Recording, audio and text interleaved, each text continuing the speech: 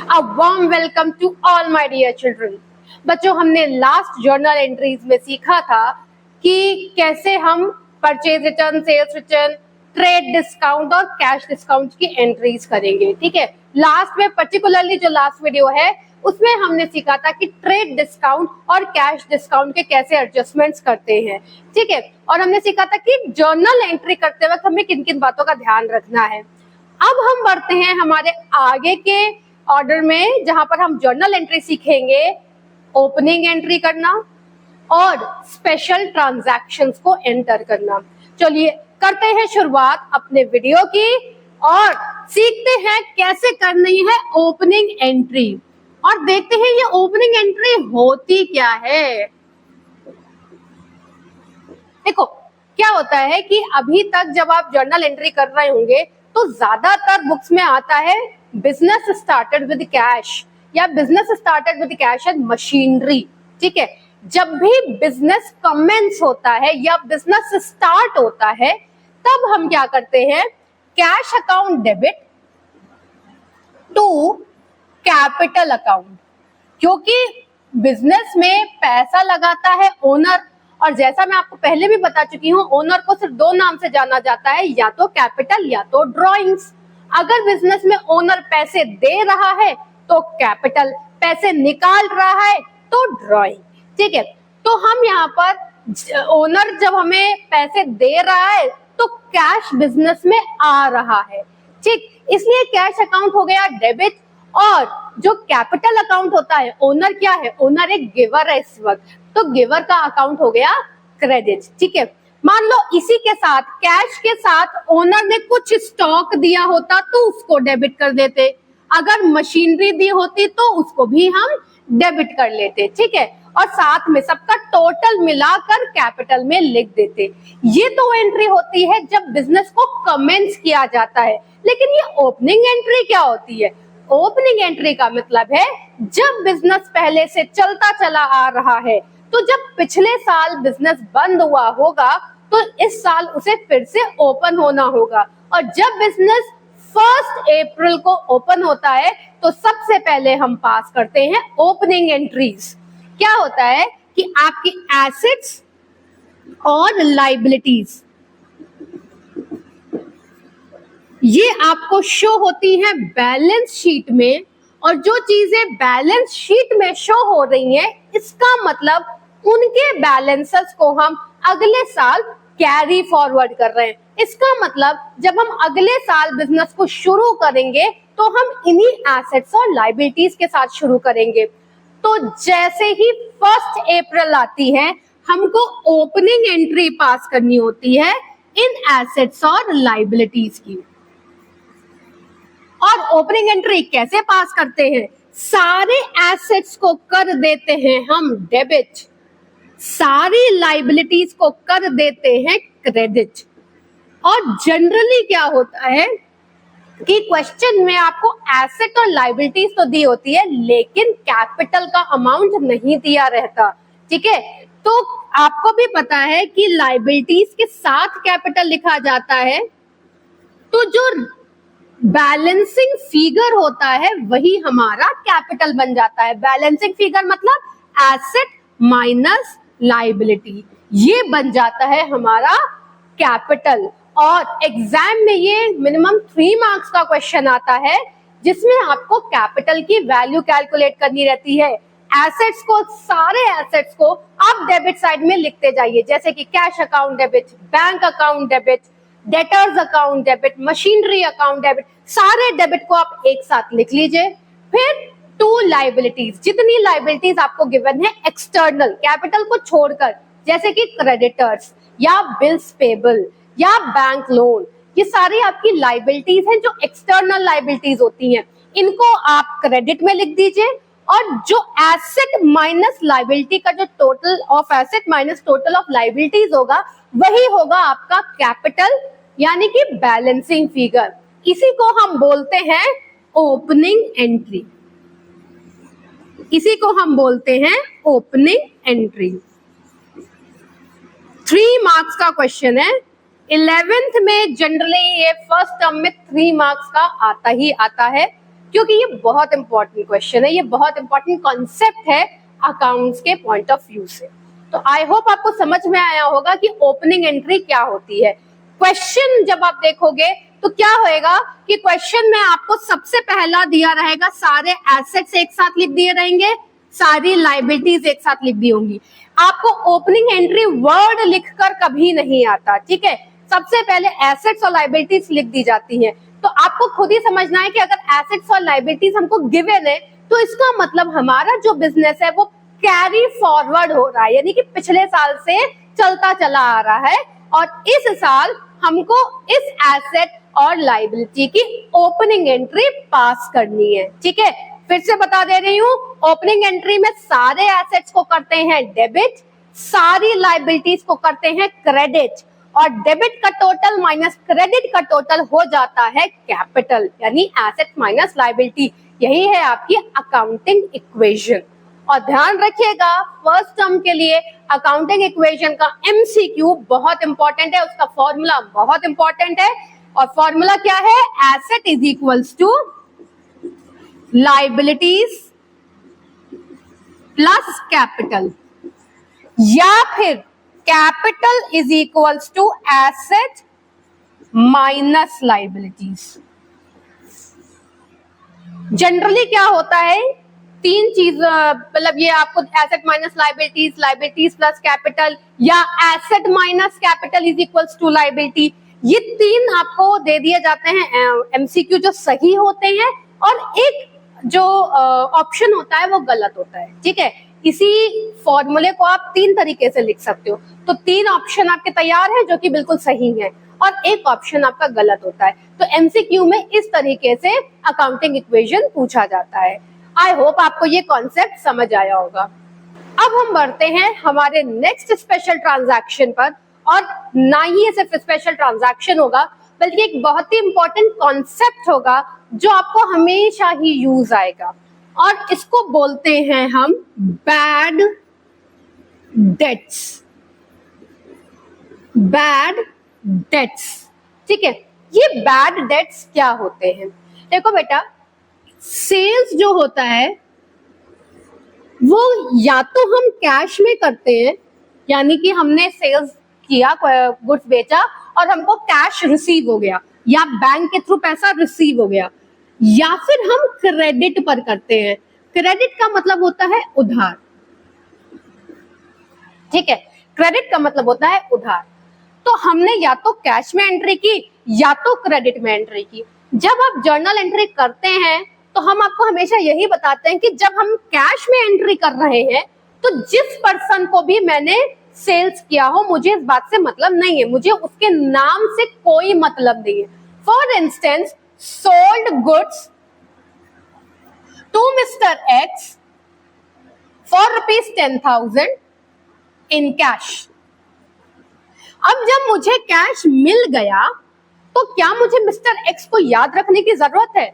बिल्कुल नहीं, मुझे एक्स के नाम से कोई मतलब नहीं। एक्स का नाम मुझे तब याद रखना है जब मैंने उधार बेचा, यानी कि क्रेडिट पर बेचा, क्योंकि मुझे मिस्टर एक्स से पैसे लेने होंगे। इसके लिए जब ट्रांजैक्शन होता है sold goods to mister X for ₹10,000, अब यहां पर कहीं भी कैश वर्ड नहीं है, तो इसका मतलब मैंने गुड्स बेचे हैं क्रेडिट पर, और जब मैं ट्रांजैक्शन की एंट्री करूंगी तो आएगा X's account debit to sales. यहां पर मुझे एक्स को याद रखने की जरूरत है क्योंकि मुझे एक्स से पैसा लेना है। यहां पर ट्रांजैक्शन की एंट्री क्या बनेगी? Cash account debit to sales. यहां पर मुझे कैश मिल गया। तो ये डिफरेंस होता है जब हम कैश में गुड्स बेचते हैं या क्रेडिट में गुड्स बेचते हैं। अब जब मुझे कैश मिल गया तब तो कोई दिक्कत वाली बात है ही नहीं, लेकिन जब मैंने गुड्स को क्रेडिट पर बेचा है, यानी कि उधार बेचा है, तो एक रिस्क होता है। और रिस्क क्या है कि ऐसा हो सकता है कि एक्स मुझे पैसे वापस ना करे, ठीक है। उसकी कोई भी मजबूरी हो सकती है, वो इंसॉल्वेंट हो गया हो, या उसका बिजनेस नहीं चल रहा हो, मुझे नहीं दे पा रहा है, या हो सकता हो कि वो मुझे देना नहीं चाहता। तो कोई भी इंटेंशन हो सकता है, बट आपके पास चांसेस होते हैं ये इस बात के कि एक्स आपको आपका पैसा वापस नहीं करेगा, ठीक है।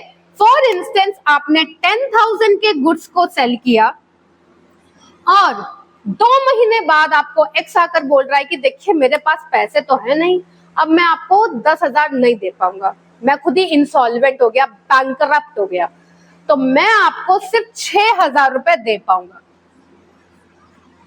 ठीक है। जब उसने 10,000 में से 6,000 कैश दे दिया और उसने डिक्लेयर कर दिया कि वो इंसॉल्वेंट हो चुका है, वो बैंकरप्ट हो चुका है और वो पैसा नहीं दे पाएगा, तब ये जो 4,000 का बैलेंस है, यही बैलेंस कहलाता है आपका बैड डेट। बैड मतलब खराब और डेट मतलब उधार, वो उधार जो अब हो गए हैं बेकार, मतलब वो मुझे पैसा अब नहीं दे पाएंगे, वो उधार जो हो गए हैं बेकार, ठीक। तो इसको बोलते हैं बैड डेट्स। अब आप खुद ही सोचो कि अगर बैड डेट्स है तो ये बिजनेस का लॉस है, और लॉस क्या होता है, एक नॉमिनल अकाउंट होता है, लॉसेस को किया जाता है डेबिट। तो कॉन्सेप्ट बैड डेट्स का ये है कि जब भी हम सेल्स क्रेडिट पर करते हैं, कैश पर नहीं, क्रेडिट पर, जब भी हम सेल्स क्रेडिट पर करते हैं तो ऐसा हो सकता है हमारा डेटर हमको पैसे ना दे पाए, ये रिस्क हमेशा रहता है, ठीक है। और जब हमारा डेटर हमको पैसे नहीं दे पाता है तो जितना अमाउंट वो नहीं दे पाता है, वो डिक्लेयर कर देता है कि मैं नहीं दे पाऊंगा, उतने अमाउंट को हम बोलते हैं बैड डेट, ठीक है। चलो आओ सीखते हैं कि इसकी जर्नल एंट्री कैसे करते हैं।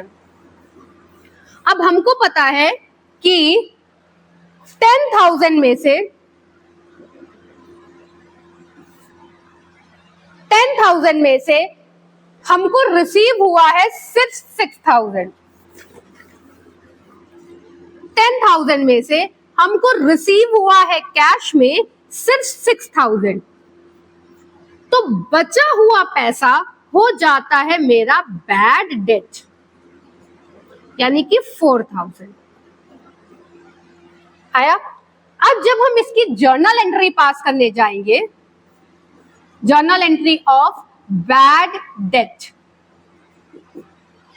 तब क्या होगा, हमको 6,000 कैश रिसीव हो रहा है ना, तो what comes in is debit, cash account debit. Cash में पैसा आ रहा है, कैश बिजनेस में आ रहा है, तो मैंने 6,000 डेबिट कर दिया। अब क्या है कि ये जो बैड डेट्स हैं ये हैं आपके लॉसेस, भाई नुकसान हो गया ना आपको, अब पैसा नहीं मिलेगा तो आपका नुकसान है। वो कह रहा है मैं फ्यूचर में भी अभी तो नहीं दे पाऊंगा, मैं फ्यूचर में भी नहीं दे पाऊंगा, उसको कुछ नहीं पता है वो दे भी पाएगा या नहीं दे पाएगा, तो ये तो आपका नुकसान हो गया। तो जब लॉस हो गया तो लॉसेज आर ऑल्सो डेबिट, तो बैड डेट्स डेबिट। अब हम लिखेंगे टू एक्सेस अकाउंट 10,000। जब आपने एक्स का अकाउंट 10,000 से क्रेडिट किया, तब क्या हुआ, एक्स जो पहले आपका डेटर था 10,000 का, अब वो हट गया डेटर से। 6,000 उसने कैश दे दिया, 4,000 उसने लॉस करवा दिया, लेकिन अब वो आपका डेटर नहीं रहा, कंप्लीटली खत्म हो गया। बात समझ में आए? सिंपल सी बात है, एक्स ने 10,000 रुपए का माल उधार लिया था हमसे, जिसमें से उसने 6,000 मुझे पे कर दिया और उसने डिक्लेयर कर दिया कि वो 4,000 पे नहीं कर पाएगा। जितना वो पे नहीं कर पाएगा उतना बन गया मेरा बैड डेट्स, जो होता है लॉस, और लॉस को हम करते हैं डेबिट। तो जर्नल एंट्री क्या बन गई, cash account debit, bad debts account debit to debtor. Credit में हमेशा टोटल अमाउंट लिखेंगे और एक्स यहां पर फिनिश ऑफ हो गया।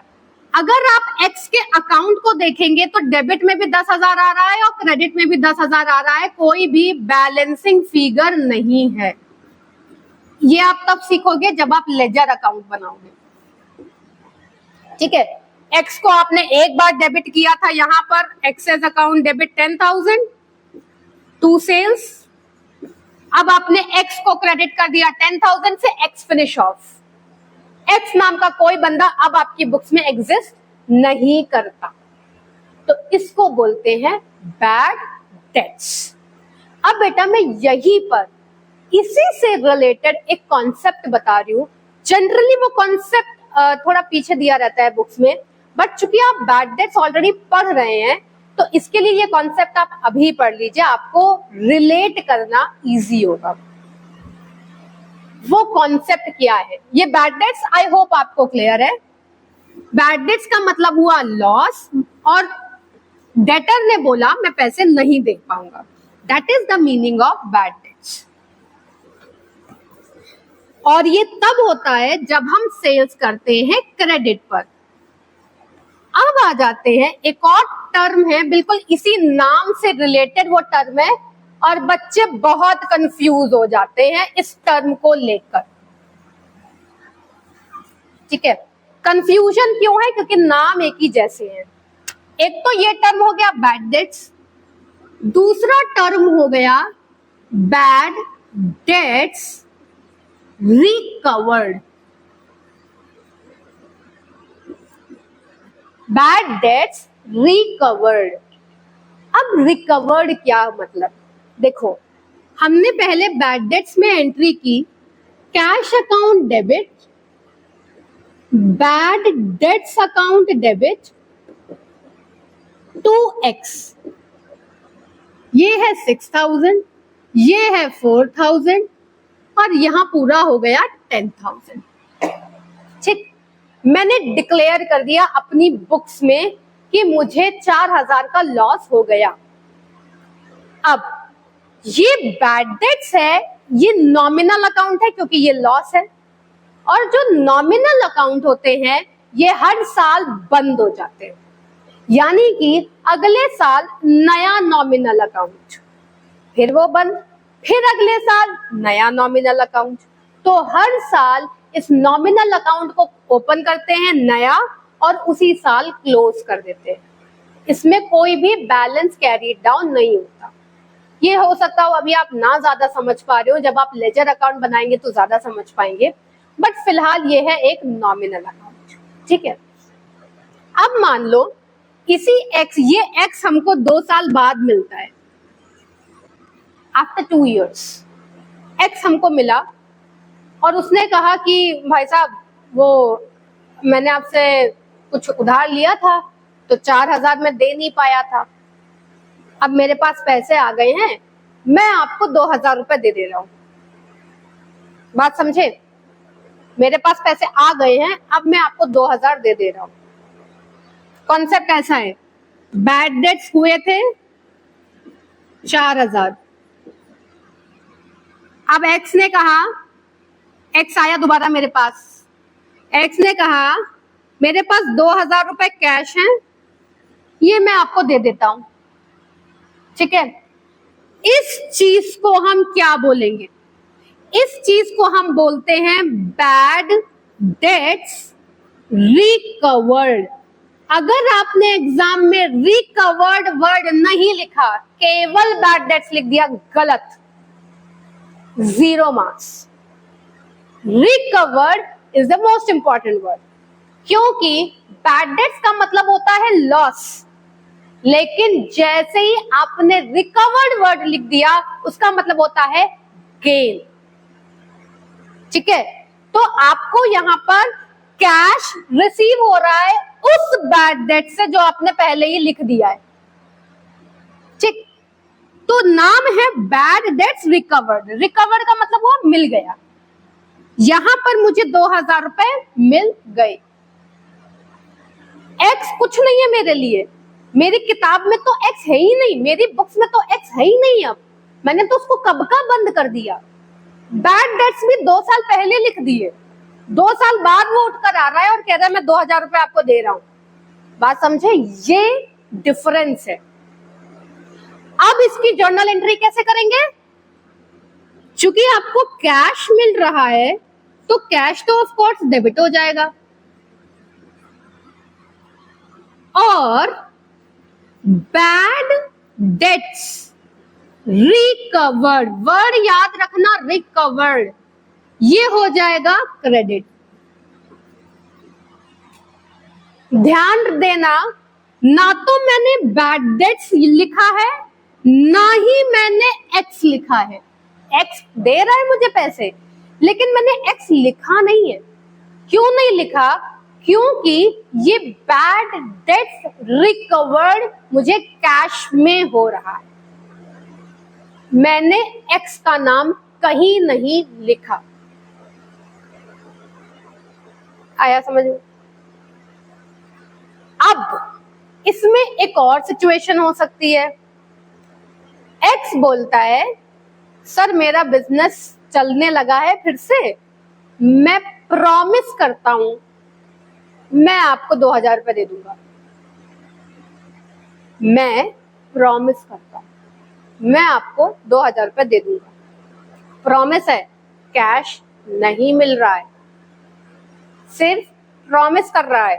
क्या करोगे? रिकवर्ड तो है बट प्रॉमिस है, कैश नहीं है।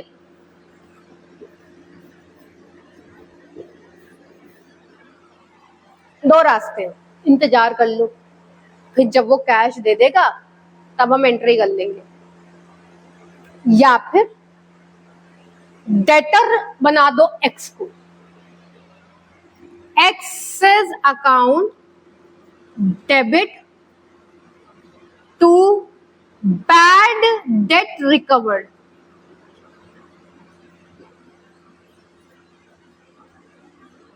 या तो इंतजार कर लो कि भाई जब वो कैश दे देगा, इसका क्या भरोसा, ये जब कैश दे देगा हम तभी एंट्री करेंगे, या फिर एक्स ने पक्का प्रॉमिस बोला है तो उसको बना दो डेटर, और जब ये डेटर मुझे पैसा देगा तब हम कैश लिख लेंगे, cash account debit to X लिख देंगे। लेकिन यहां पर भी हम बैड डेट्स रिकवर्ड का ही नाम यूज करेंगे, क्योंकि ऑलरेडी वो बैड डेट्स था, अब रिकवर हो रहा है। ठीक है, वो ऑलरेडी बैड डेट्स था, अब रिकवर हो रहा है। बात समझ में आई? तो दो कॉन्सेप्ट हैं, एक है बैड डेट्स का कॉन्सेप्ट, एक है बैड डेट्स रिकवर्ड का कॉन्सेप्ट। बैड डेट्स का मतलब हुआ एक्स जिसको मैंने उधार बेचा था, वो कह रहा है कि मैं भाई पैसे नहीं दे पाऊंगा पूरे, थोड़े पैसे उसने दे दिए, थोड़े वो नहीं दे पा रहा है, तो वो जितना नहीं दे पा रहा है वो बन जाएंगे बैड डेट्स। और ऐसा भी हो सकता है वो बिल्कुल ही ना दे पाए, तो सारा का सारा बैड डेट्स बन गया। ठीक है, उसके बाद कुछ दिन बाद, सालों बाद एक्स उठकर आया और उसने कहा नहीं सर वो पैसे आ गए मेरे पास, अब हम आपको दे देते हैं पुराना वाला, तो उसको बोलेंगे बैड डेट्स रिकवर्ड। अगर आपने रिकवर्ड वर्ड यूज नहीं किया, रॉन्ग। बैड डेट्स को कभी क्रेडिट नहीं करेंगे, बैड डेट्स रिकवर्ड को क्रेडिट करेंगे।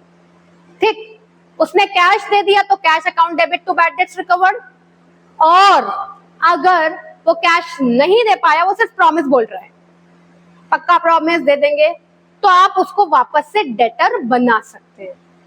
ठीक है, तो ये है concept bad debts and bad debts recovered का। अब हम बढ़ते हैं हमारे स्पेशल ट्रांजैक्शन के लास्ट सेक्शन पर, जहां पर आपको ये जर्नल एंट्रीज मिल सकती है। चलिए आइए पहले समझते हैं इसके कॉन्सेप्ट और सीखते हैं जर्नल एंट्रीज। तो सबसे पहले कॉन्सेप्ट है आउटस्टैंडिंग एक्सपेंस का। बेटा सबसे पहले तो आप ये बात समझ लीजिए कि एक्सपेंस और इनकम ये दोनों ही नॉमिनल अकाउंट होते हैं और कभी भी, नेवर एवर, कभी भी ये बैलेंस शीट में नहीं लिखे जाते। नॉमिनल अकाउंट होते हैं और ये जो एक्सपेंस और इनकम है ये प्रॉफिट या लॉस में जाता है। मतलब एक्सपेंस और इनकम से ही आप फर्म के प्रॉफिट और लॉस को कैलकुलेट करते हैं। ये आप सीखोगे फाइनल अकाउंट्स के चैप्टर में। थोड़ा सा कंसेप्ट बता रही हूँ ताकि आपको ये आउटस्टैंडिंग और प्रीपेड का कॉन्सेप्ट समझ में आ जाए, ठीक है। तो ये जो एक्सपेंस और इनकम है ये नॉमिनल अकाउंट है और ये ट्रांसफर हो जाते हैं प्रॉफिट और लॉस अकाउंट में, और यही से कंपनी की प्रॉफिट या लॉस को कैलकुलेट किया जाता है, ठीक है। They never go in, never mentioned in balance sheet, ठीक है। never mentioned in balance sheet, balance sheet में क्या आता है, नाम ही है बैलेंस शीट। अभी मैंने बताया कि बैलेंस शीट में एसेट्स और लाइबिलिटीज जाती है, ठीक है। तो जो एसेट्स और लाइबिलिटीज जाते हैं इनका बैलेंस कैरीड डाउन होता है नेक्स्ट ईयर में, यानी कि एसेट और लाइबिलिटीज ही वो चीज है जो अगले साल आपके बिजनेस में आगे जा सकती है। नॉमिनल अकाउंट अगले साल बिजनेस में नहीं जाते, ठीक है। अगर आपके पास रेंट का कोई अकाउंट है तो वो पर ईयर मेंटेन होगा, पर ईयर ओपन होगा और उसी साल क्लोज हो जाएगा। क्लोज होने का मतलब है बंद। अगले साल नया रेंट अकाउंट ओपन होगा, फिर उसमें एंट्री करेंगे, फिर बंद कर देंगे। एक ही रेंट अकाउंट को आप हर साल नहीं यूज करेंगे, उसका कोई भी बैलेंस कैरी डाउन नहीं होगा। बैलेंस शीट के जो आइटम होते हैं वो अगले साल ट्रांसफर किए जाते हैं, ये ट्रांसफर नहीं होते, ठीक। ये कॉन्सेप्ट हमेशा याद रखना। अगर कोई चीज तुमको अगले साल लेकर जानी है तो वो बैलेंस शीट में होनी चाहिए, ठीक है, तभी आप उस चीज को अगले साल लेकर जा सकते हो। अब कॉन्सेप्ट आ जाओ आउटस्टैंडिंग और प्रीपेड का। हम तुमको एक सैलरी का एग्जांपल देते हैं। सैलरी क्या है, ऐसा हो सकता है कि 2 महीने आप सैलरी एम्प्लॉइज को ना दे पाओ, आपके फर्म की फाइनेंशियल कंडीशन ठीक नहीं है या कैश पोजीशन नहीं ठीक है। फाइनेंशियल कंडीशन ठीक है बट कैश पोजीशन ठीक नहीं है और आप एम्प्लॉइज को सैलरी ना दे पाओ। तो आपको पता है कि साल शुरू होता है 1 अप्रैल से लेकर 31 मार्च। 23 में शुरू हुआ, 24 में खत्म हुआ। अब फरवरी और मार्च 24 ये सैलरी आपकी पेंडिंग रह गई। अब जब ये सैलरी आपकी पेंडिंग रह गई, आप नहीं दे पाए, अब salary is a nominal account, इसको तो तुमको बंद करना पड़ेगा। अब मार्च में अगर सैलरी तुम नहीं दे पाए, अप्रैल में तो दोगे, एम्प्लॉय चला जाएगा तुमको छोड़कर। अगर तुमने सैलरी इसकी मार ली तो केस हो जाएगा तुम्हारे ऊपर। तो मार्च अगर नहीं दे पाए, अप्रैल में दोगे, लेकिन अप्रैल में दोगे कैसे? मार्च में तो तुमने सैलरी की किताब को ही बंद कर दिया, क्योंकि सैलरी एक नॉमिनल अकाउंट है, उसकी किताब को तो तुमको बंद करना ही पड़ेगा, उसके अकाउंट को तो क्लोज करना ही पड़ेगा, वो एक नॉमिनल अकाउंट है। अब क्या करोगे? अप्रैल में सैलरी दोगे तो कैसे दोगे भाई? अकाउंट में तो सही सही सब कुछ दिखाना पड़ेगा मुझे। कैश जाएगा तो कहाँ, कैश जा रहा है तो कैसे शो करोगे कैश के जाना? तो हम क्या करेंगे, हम इस नॉमिनल अकाउंट को कन्वर्ट कर देंगे एक लाइबिलिटी में। नॉमिनल अकाउंट को कन्वर्ट कर देंगे लाइबिलिटी में। भाई लाइबिलिटी तो है मेरी ना, कि मुझे 2 महीने की सैलरी अपने एम्प्लॉयज को देनी है, ये तो मेरी लाइबिलिटी है। तो ये सैलरी एक नॉमिनल अकाउंट है, ये मुझे बंद करना होगा। लेकिन इसी सैलरी को अगर मैंने लाइबिलिटी में कन्वर्ट कर दिया तो मैं बैलेंस शीट में दिखा सकती हूँ, ठीक है। तो लाइबिलिटी में कन्वर्ट करने के लिए तुम एक वर्ड जोड़ोगे, आउटस्टैंडिंग। आउटस्टैंडिंग सैलरीज, ये वर्ड तुमने जोड़ दिया और जैसे ही ये आउटस्टैंडिंग, आउटस्टैंडिंग का मतलब होता है due but not paid, due but not paid, ये मतलब होता है आउटस्टैंडिंग का। जैसे ही तुमने आउटस्टैंडिंग वर्ड सैलरी के पहले जोड़ दिया, प्रीफिक्स लगा दिया, वैसे ही ये सैलरी अकाउंट कन्वर्ट हो गया एक लाइबिलिटी में। अब जब बैलेंस शीट बनाओगे तो इसको लाइबिलिटी साइड में दिखा दोगे। ये जो 2 महीने की सैलरी, याद रखना पूरी सैलरी नहीं कन्वर्ट हुई है, सिर्फ ये जो 2 महीने की अनपेड है, ये जो 2 महीने की अनपेड है यही कन्वर्ट हुई है। ऐसे लिखेंगे तो तुम कंफ्यूज हो जाओगे। ये पेंडिंग सैलरी जो 2 महीने की अनपेड है यही सिर्फ कन्वर्ट हुआ है, ठीक है। पूरे 10 महीने की सैलरी नहीं कन्वर्ट हुई है, वो तो भैया नॉमिनल है। और इनफैक्ट ये 2 महीने की भी तुम्हारी nominal account profit and loss में तो जाएगा ही जाएगा। बस तुमने इसको कन्वर्ट कर कर लाइबिलिटी में भी दिखा दिया। एक्सपेंस तो मेरा 2 महीने का भी है, कन्वर्ट कर कर इसको लाइबिलिटी में दिखा दिया। अब ये आउटस्टैंडिंग सैलरी नॉमिनल अकाउंट नहीं रहा, ये पर्सनल अकाउंट बन गया। जैसे ही तुमने आउटस्टैंडिंग वर्ड जोड़ा, ये नॉमिनल अकाउंट नहीं रहा, अब ये पर्सनल अकाउंट बन गया और तुमने इसको बैलेंस शीट के लायबिलिटी साइड में दिखा दिया। अकाउंट का नेचर चेंज हो गया, टाइप चेंज हो गया। तो जब तुम एंट्री करने जाओगे तो अब आप इसको पर्सनल अकाउंट समझकर एंट्री करोगे। बात समझ में आई? हमने क्या किया, सैलरी अकाउंट को कन्वर्ट कर दिया, ठीक। तो जर्नल एंट्री कैसे करते हैं? ये पर्सनल अकाउंट है, ये एक लायबिलिटी है। एक और कंसेप्ट समझ लो, asset increases by debit, decreases by credit, liabilities increases by credit, decreases by debit.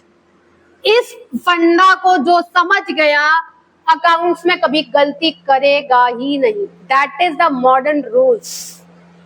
Asset increases by debit, decreases by credit, liabilities increases by credit और डिक्रीजेस बाय डेबिट। जो इस फंडा को समझ गया, फंडे के फंडे को समझ गया, बस उसका अकाउंट सेट, ठीक। यहां पर क्या कर रहे हो, एक लायबिलिटी को क्रिएट कर रहे हो। क्रिएट करने का मतलब है इंक्रीज करना, ठीक। और कौन सी लायबिलिटी इंक्रीज हो रही है? आउटस्टैंडिंग सैलरी की। तो तुमने लिख दिया टू आउटस्टैंडिंग सैलरी, यानी कि आउटस्टैंडिंग सैलरी क्रेडिट में चली गई। डेबिट क्या करोगे? सैलरीज अकाउंट, ठीक। सैलरी तो सैलरी है, वो तो एक्सपेंस है ही, वो तो डेबिट करना ही करना है। टू अगर कैश दे देते, पेमेंट कर देते तो टू कैश लिख देते। अब चूंकि पेमेंट कर नहीं पा रहे हैं तो हम आउटस्टैंडिंग सैलरीज लिख देंगे, ठीक है। Salary account debit to outstanding salaries account. I hope outstanding का कॉन्सेप्ट क्लियर है।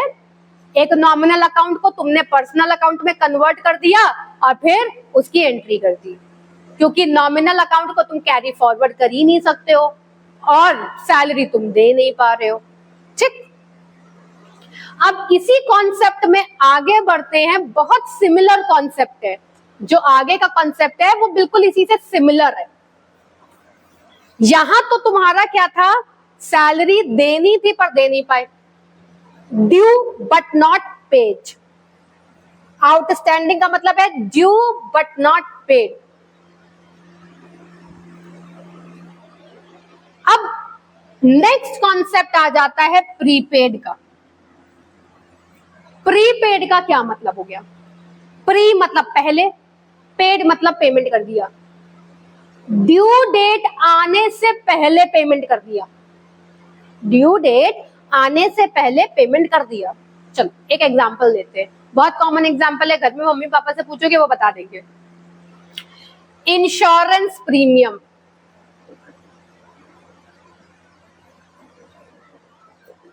ये जो इंश्योरेंस प्रीमियम होता है ना, ये 1 ईयर का पे होता है, हमेशा 1 ईयर का पे होता है।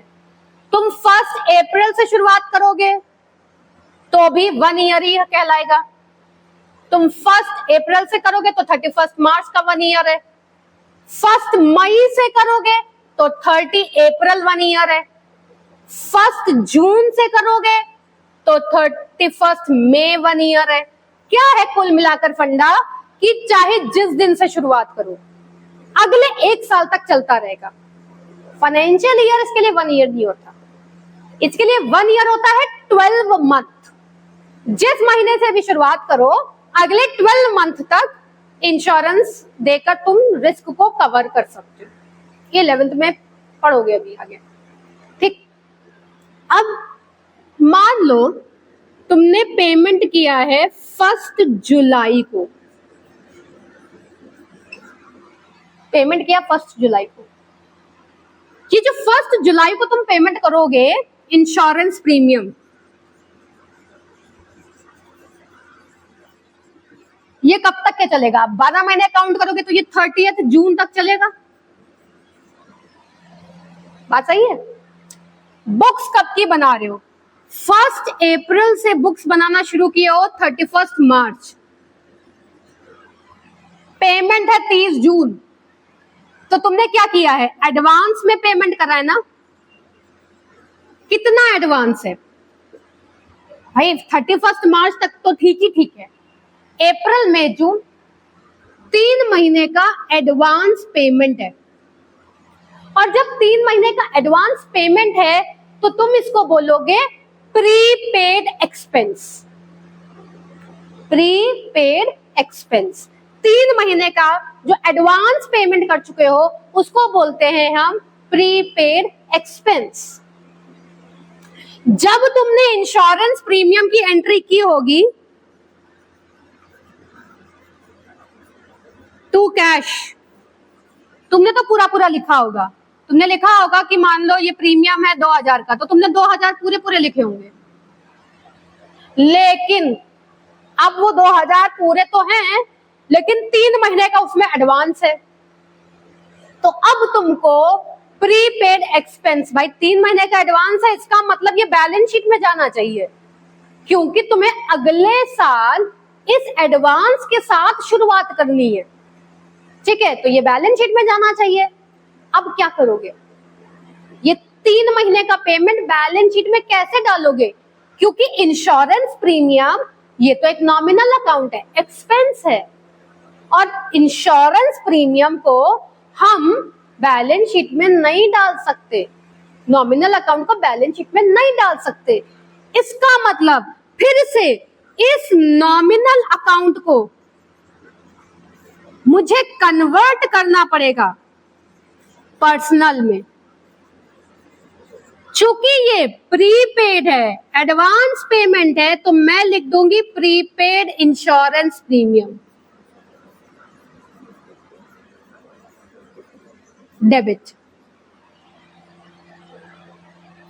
अब तुम खुद सोचो, तुमने कोई चीज पहले पेमेंट कर दी, प्री पेमेंट कर दिया है, तो क्या ये तुम्हारी लायबिलिटी बनेगा?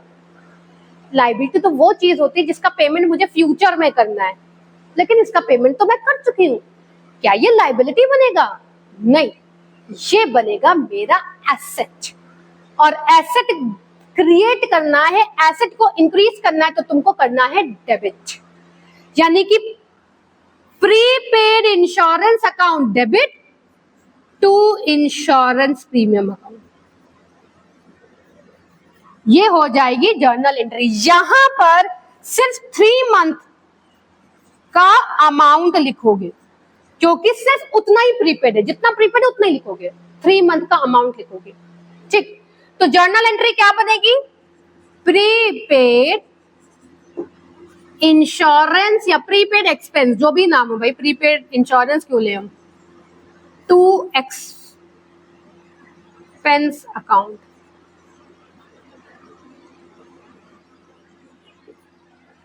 आया समझ में? इजी है। नॉमिनल को कन्वर्ट करना है पर्सनल में, आउटस्टैंडिंग लाइबिलिटी है, प्रीपेड एसेट है, एंट्री कर देंगे। अब आ जाते हैं हमारे नेक्स्ट एडजस्टमेंट की तरफ, जो है डेप्रीसिएशन। डेप्रीसिएशन का मतलब क्या होता है? डेप्रीसिएशन का मतलब होता है decrease in the value, decrease in the value of asset. आप किसी भी एसेट को रेगुलरली यूज कर रहे हो, मोबाइल फोन रेगुलरली यूज करते हो, लैपटॉप रेगुलरली यूज करते हो, मशीन रेगुलरली यूज करते हो, कंप्यूटर रेगुलरली यूज करते हो, फर्नीचर रेगुलरली यूज करते हो, तो रेगुलर यूज की वजह से या कभी कभी ऑब्सोलीट हो जाने की वजह से और भी बहुत सारे रीजन होते हैं, एसेट की वैल्यू डिक्रीज हो रही है हर साल। ठीक है, तो जब भी एसेट की वैल्यू डिक्रीज होगी, it is called as depreciation because of the wear and tear of the asset. ठीक है, फिर से ध्यान दो, depreciation is decrease in value, that means it is a loss. Depreciation is decrease in the value, that means it is a loss. और कोई भी loss होता है वो क्या होता है? Expenses and losses are debit. तो इसका मतलब डेप्रिसिएशन हो जाएगा डेबिट। अब तुम क्रेडिट क्या करोगे? मान लो मैं कह रही हूं कि मशीन की वैल्यू कम हो रही है, तो तुम्हारा एक एसेट कम हो रहा है। तो एसेट अगर कम होता है तो क्या करते हैं? क्रेडिट करते हैं। तो जिस एसेट पर तुम डेप्रिसिएशन लगा रहे हो, उसी एसेट को तुमको करना है क्रेडिट। आया? बहुत इजी था। डेप्रिसिएशन हमेशा परसेंटेज में गिवन रहेगा या कभी कभी वैल्यू भी गिवन रहती है। तो जितना डेप्रिसिएशन की वैल्यू है या परसेंटेज कैलकुलेट कर आ रहा है। फॉर इंस्टेंस 1 लाख की मशीनरी है और 10% के हिसाब से डेप्रिशिएट होती है, तो 1 लाख का 10% जब निकालोगे तो आएगा 10,000। तो ये जो 10,000 है, दिस इज डेप्रिसिएशन। तुमको यहां पर 10,000 लिखना है। बच्चे यहां पर गलती करते हैं, एसेट की वैल्यू लिख देते हैं 1 लाख, वो गलत है। जितना डिक्रीज होता है, जो वैल्यू डेप्रिशिएशन की है वो तुमको लिखना है, एसेट की वैल्यू को नहीं लिखना है। ठीक, अब आ जाते हैं नेक्स्ट, इंटरेस्ट ऑन कैपिटल और इंटरेस्ट ऑन ड्रॉइंग पर। तो इंटरेस्ट ऑन कैपिटल क्या होता है? कैपिटल मतलब ओनर ने पैसा दिया, ओनर है, उसने तुमको पैसा दिया है, दैट इज कैपिटल। बैंक से लोन लेते तो भी तो इंटरेस्ट पे करते, ओनर कैसे कमाएगा? कैपिटल पर इंटरेस्ट लेगा कि नहीं लेगा? तो ओनर के कैपिटल पर जब तुम इंटरेस्ट का पेमेंट कर रहे हो, यानी कि फर्म इंटरेस्ट का पेमेंट कर रहा है, उसको हम बोलते हैं इंटरेस्ट ऑन कैपिटल। अब खुद सोचो, ये एक पेमेंट है, यानी कि ये एक एक्सपेंस है जो तुम हर साल करोगे। Expenses are always debit, nominal account है। तो interest on capital is debit to, किसको दे रहे हो? किसको दे रहे हो? कैपिटल को दे रहे हो। लाइबिलिटी इंक्रीज हो रही है, कैपिटल बढ़ जाएगा। पहले अगर 1 लाख का कैपिटल था, उस पर इंटरेस्ट लगाकर कैपिटल बढ़ जाएगा, तो लाइबिलिटी इंक्रीज हो रही है, तो क्रेडिट। ठीक, 1 लाख है capital, at the rate of 10% है इंटरेस्ट, तो 10,000 इंटरेस्ट आया। सिर्फ इंटरेस्ट की वैल्यू लिखोगे। कॉमन मिस्टेक, बच्चे कैपिटल उठाकर लिख देते हैं, नहीं, 10% पहले कैलकुलेट करोगे, तो जो इंटरेस्ट की वैल्यू आएगी उसको लिखोगे। ठीक है, अब आ जाओ इंटरेस्ट ऑन ड्रॉइंग्स पर। मैंने बताया था ओनर को 2 नाम से जानेंगे, कैपिटल और ड्रॉइंग्स। ओनर जब पैसे निकाल कर ले जाएगा तो उसको बोलेंगे ड्रॉइंग्स। अब हम चाहते हैं भाई ओनर कम पैसे निकाले, मैं फर्म हूं ना, अगर ओनर पैसे निकाल कर ले जाएगा तो मैं कैसे काम करूंगी? तो भाई ओनर कम निकाल कर ले, इसके लिए ओनर जब भी पैसे निकालेगा उसकी ड्रॉइंग्स पर इंटरेस्ट लगा देंगे हम। तो जैसे ही इंटरेस्ट लगाया, ओनर की कैपिटल कम हो जाएगी, तो ओनर कम पैसे निकालेगा। ये है कॉन्सेप्ट। तो interest on drawing is your income, जो कि तुमको रिसीव होता है। इसकी जर्नल एंट्री है ड्रॉइंग्स, यहां लिख देते हैं drawings account debit to interest on drawings account, because interest on drawing is your income. तो ये हो गया क्रेडिट।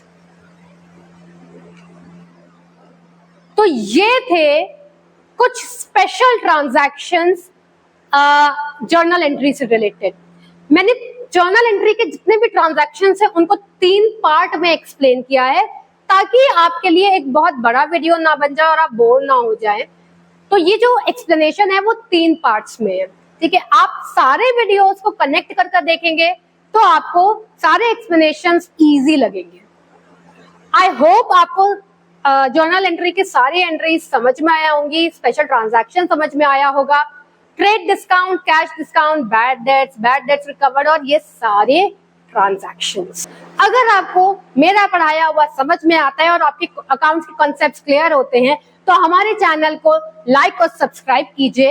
इसके अलावा अगर आप मुझसे जुड़ना चाहते हैं और अकाउंट्स पढ़ना चाहते हैं 1-on-1 सेशन के थ्रू या बैच में, तो आप मेरी क्लासेस को ज्वाइन कर सकते हैं जो गूगल मीट पर होती है। क्लास 11th के लिए ट्यूसडे और थर्सडे रात 8 बजे, हर ट्यूसडे और थर्सडे रात 8 बजे ये क्लासेस कराई जाती हैं। आप मेरे मोबाइल नंबर पर मैसेज कर इस क्लास के लिंक को पा सकते हैं। मेरा मोबाइल नंबर है 7905992203। Hope to see you in the next video. Till the time, bye bye and take care.